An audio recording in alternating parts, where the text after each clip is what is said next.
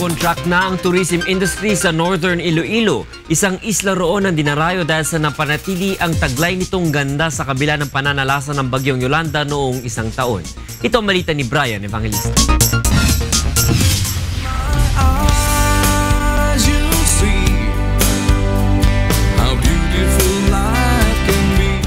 Halos 9 na buwan na ang nakalipas mula nang manalasa ang bagyong Yolanda sa bansa.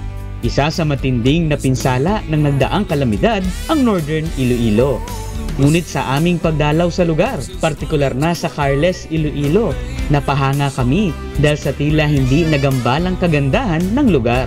Ngayon, kasi katatapos lang ng bagyo, hindi pa namin ma-practice masyado. Pero nag-create na kami ng Tourism Council, nag-create na kami ng Tourism Ordinance. So, it will be implemented siguro itong September.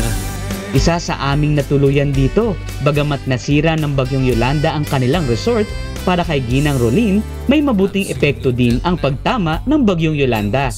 Dahil bagamat nasira ng bagyo ang kanilang mga cottages at bangka, bumuhos naman ang tulong upang sila'y makabangon at lalo pang mapaganda ang kanilang resort. If no Yolanda, no improvement in Paon, we have not really improved our facilities here.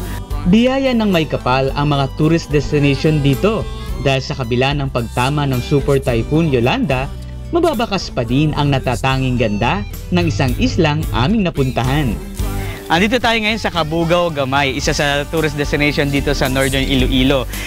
Para makaakyat ka sa taas nito, itong rock formation, medyo adventure to dahil papasok ka sa loob.